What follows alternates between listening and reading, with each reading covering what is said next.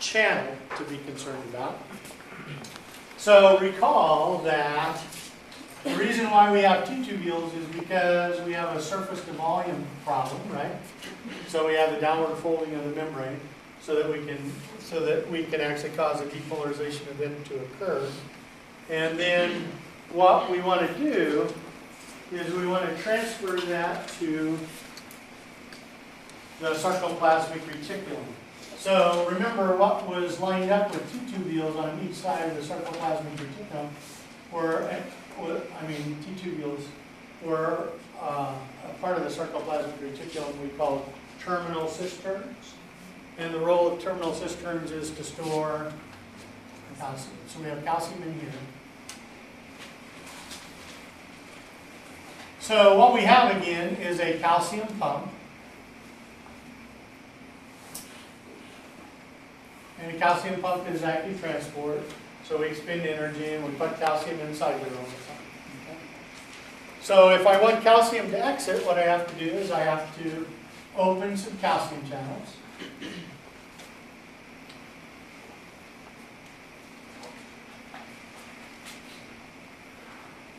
And as if I open calcium channels, calcium is going to diffuse from an area of higher concentration inside of the terminal cistern to an area outside, right?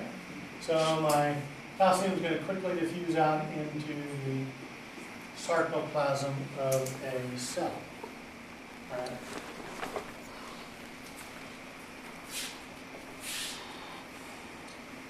So just as a quick reminder, we have these downward folds of our membrane we call Ttubules. What lines up on either side of it is the sarcoplasmic reticulum. We have these thick pieces of sarcoplasmic reticulum that we call terminal cisterns. And the terminal cisterns are where we store calcium. And we have to do that because there's not enough blood calcium to make this work. So we have to have additional calcium inside the muscle cell itself to accomplish this goal. Are we able to see the Ttubules? With an electron microscope, not with a light scope. So we won't be able to see them? No, we will not.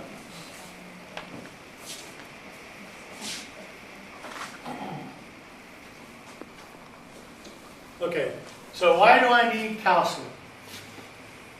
Well, because calcium is going to bind with a molecule we talked about that's in a sarcomere called a troponin molecule.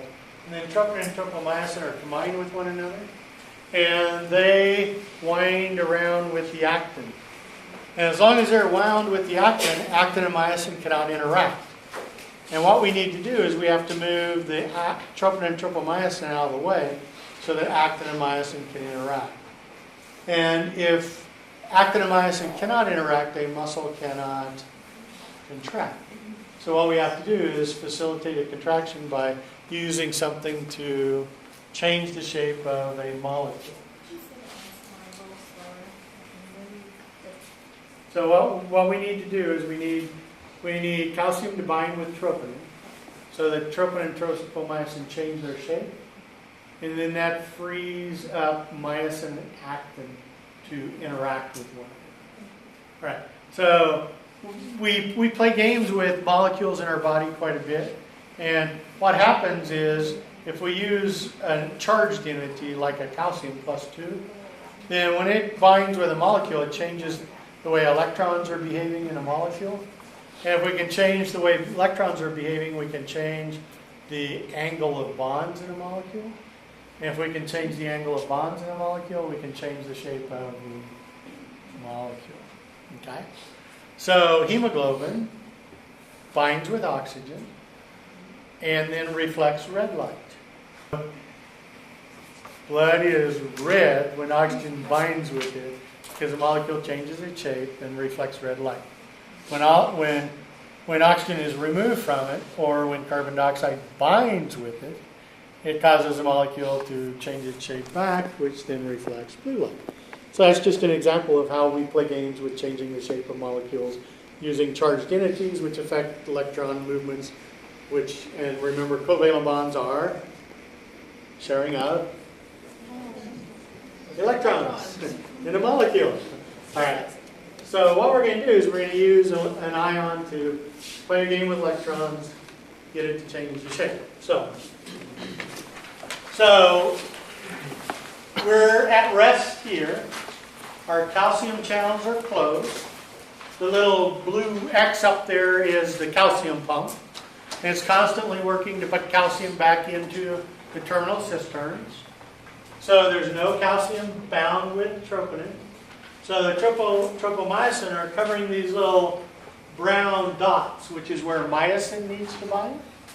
So if I depolarize my membrane, which is the red arrow up there, then I carry that depolarization down my T-tubule, which is the downward fold of the membrane. Aligned with my two tubules are the terminal cisterns, which is where the calcium was. I open my calcium channels. Calcium then diffuses from an area of high concentration to an area of low concentration. And calcium is going to bond with the troponin molecule. When it does, it causes the troponin and tropomyosin to change their shape. Now my little brown balls are open, and myosin can bind with it. So I do all of this to free up myosin and actin to interact. And if myosin and actin can't interact, the muscle cannot contract. Isn't that cool? So think about this. Last time in the last unit, we were talking about how important it was to store calcium in your bone. But you had strong bones, and so our bones help us with calcium metabolism, maintaining blood levels of calcium. Well, why would you rob from your bones if your blood levels of calcium drop? Because you want to make sure your muscles have adequate calcium so that you can actually do a contraction. Isn't that cool? Okay. So we have, yes? I have a question. Yes. And it's probably because I'm confused on this stuff, but when you see somebody or something in hypocalcemia, they'll have a seizure. Yeah. Why does that happen? It says no calcium or low calcium. Right. Right. So I didn't realize when I did it that we have so much light in this room, so the red fades. So I'm glad you have that, so you can actually read it. So what we want to do is we want to have actin and myosin interact with each other, fuse, and then we make ATP as an energy source, right? And we're going to take an ATP and we're going to break the molecule down. And then that released energy is going to cause myosin to change its shape. And when myosin changes its shape, it's going to drag the actin toward the center of the sarcomere, which is going to shorten the sarcomere and make the muscle contract. Okay? So let's review a little bit about the world around us then. So the world around us wouldn't be here if it weren't for Mr. Sun. And Mr. Sun targets plants. And then plants, using a process of photosynthesis, make something that we want, which is a glucose molecule. So what the plant does is store energy in carbon-carbon bonds in my glucose molecule. So then we ingest glucose, and in our mitochondria, we do what? We convert the glucose to ATP.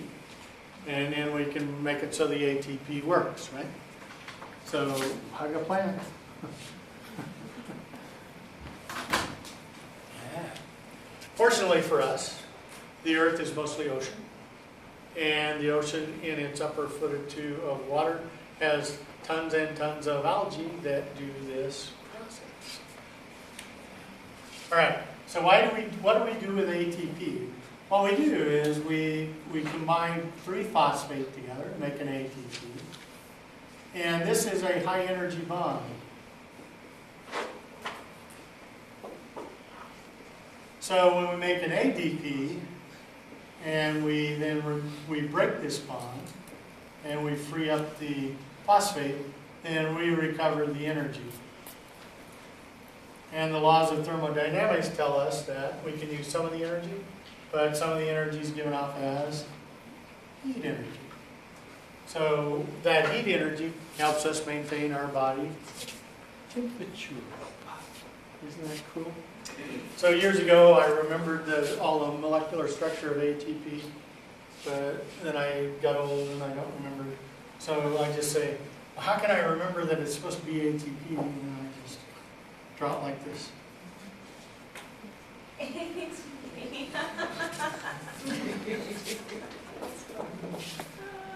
And then it's the phosphate bonds that are the real critical part of ATP. You gotta have fun with science. All right. So what we did to set ourselves up here is we removed the tropomate tropomyosin. So now our little binding sites on our actin are available. Okay. So what we have to do when we initiate this is we have to have an ATP available to bind with the myosin molecule. And then the myosin molecule hydrolyzes the ATP. So it's going to convert ATP to ADP.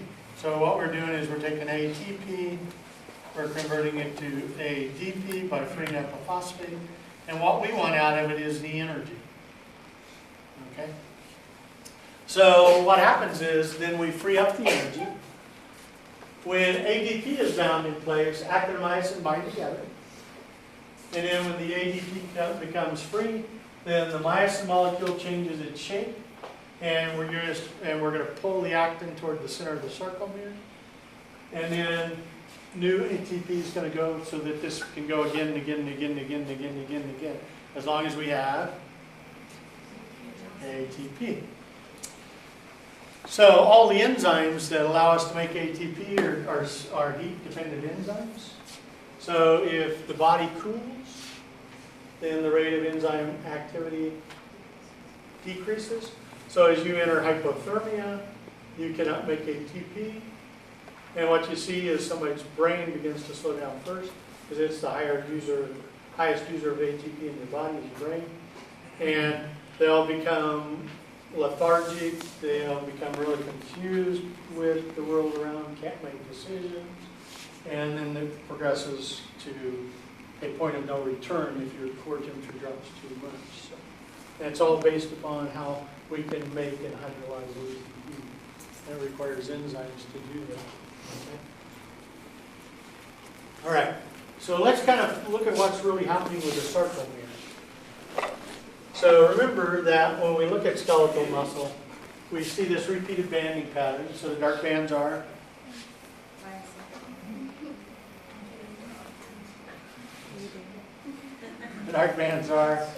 A bands, and the light bands are I bands. And the line in the middle of an I band is called a Z line. So therefore a sarcomere runs from one Z line to the next Z line. So myofibrils are made up of sarcomeres end to end to end to end. And what we want is we want actin and myosin to interact so that we can shorten the length of the sarcomere. So this is going to create problems, so just remove that word partially, completely from your vocabulary on muscle contraction at the sarcomere level. And let's say initially contracted. And then what we're going to do is we're going to go from a lax muscle to a fully contracted muscle. So look at what's happening. Every little power stroke by the interaction of actin and myosin is pulling the actin toward the center of the plane. So what's going to happen is our H zone is going to become smaller, and our I zone is going to become smaller. So that in a maximally contracted muscle, the H zone completely disappears, because now we have overlapping actin and myosin completely. And we have a little Z line where the actin molecules are connected. So what happens when a muscle contracts and you get those power strokes is you keep pulling the actin toward the center of the sarcomere. And eventually you get complete overlap of actin and myosin. So each little sarcomere shortens a minute bit, but because myofibrils are made up of hundreds of sarcomeres all together, then a muscle itself shortens considerably, because you have a little shortening with each sarcomere. Now, isn't that cool? Look at how fast it happens.